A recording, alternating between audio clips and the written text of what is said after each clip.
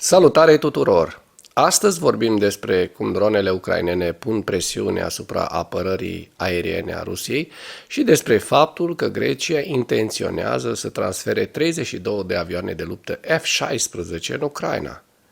Autoritățile regionale ale Rusiei au declarat în mod direct că nu se pot baza pe apărarea aeriană rusă la nivel federal și că regiunile trebuie să contracareze singure dronele.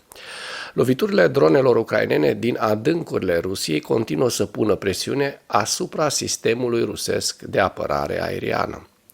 Atacurile cu drone îi obligă pe ruși, pe comandamentul militar rusesc, să prioritizeze alocarea unor active limitate de apărare aeriană pentru a acoperi, în opinia lor, obiective importante, iar imaginile din satelit obținute pe 6 mai indică faptul că forțele ruse au concentrat cel puțin 7 sisteme de rachete antiaeriene cu rază medie de acțiune Panzer 1 în jurul reședinței președintelui rus Vladimir Putin din Valdai, regiunea Leningrad.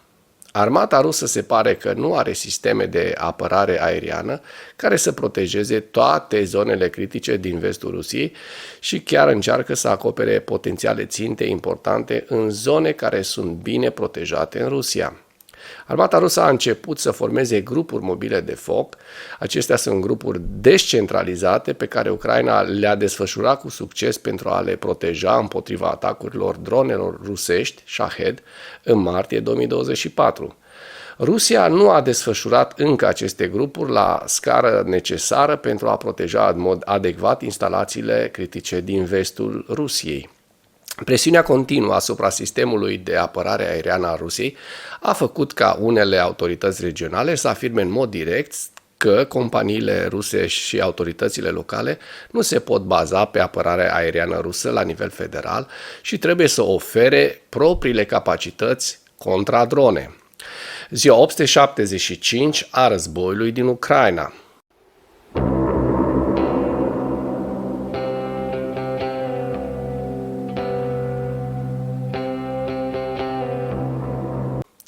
Potrivit statului major al forțelor armate ale Ucrainei, în dimineața zilei de 17 iulie 2024, pierderile totale în luptă ale Rusiei de la începutul invaziei pe scară largă asupra Ucrainei din 24 februarie 2022 se ridică la aproximativ 562.510 militari. În ultimele 24 de ore, Rusia a înregistrat pierderi semnificative pe frontul din Ucraina, între care peste 1000 de militari, 11 tancuri, 9 vehicule blindate de luptă și 43 de sisteme de artilerie. Potrivit Al Jazeera, citând surse, Grecia va dezafecta 32 de avioane F-16 Block 30 și le va transfera în Ucraina. Forțele aeriene grecești intenționează să modernizeze 82 de avioane de vânătoare F-16 la Block 70 și să cumpere 24 de avioane de luptă Rafale din a 4-a generație din Franța. O comisie a Congresului Statelor Unite ale Americii a permis Greciei să cumpere până la 40 de avioane de luptă multirol din a 5-a generație F-35, iar, potrivit surselor, Grecia consideră că este mai bine să transfere aceste avioane înapoi în Statele Unite ale Americii, unde ar urma să fie modernizate și transferate la Kiev. Cu toate acestea, potrivit unui reprezentant al forțelor aeriene elene, vânzarea a 32 de avioane F-16 va crea un decalaj mare în forțele aeriene ale țării. Ar trebui să existe un total de aproximativ 200 de aeronave, ceea ce nu poate fi atins cu luptători mai moderni și mai scumpi. În ceea ce urmează vă prezint un slide cu evoluția de ieri a celor mai importante fronturi din Ucraina și cu principalele știri din presa ucraineană. Hărțile sunt creația Institutului pentru Studiul Războiului. Pentru mai multe informații, accesați linkurile din comentarii.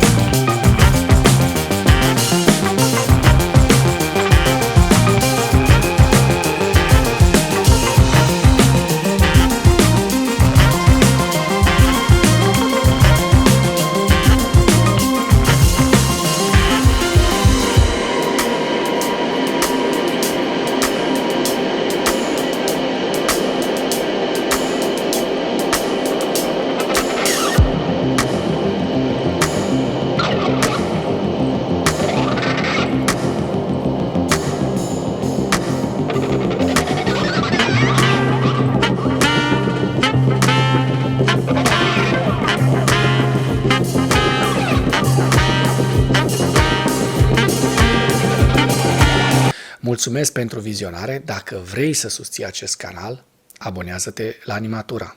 Apreciez mult asta.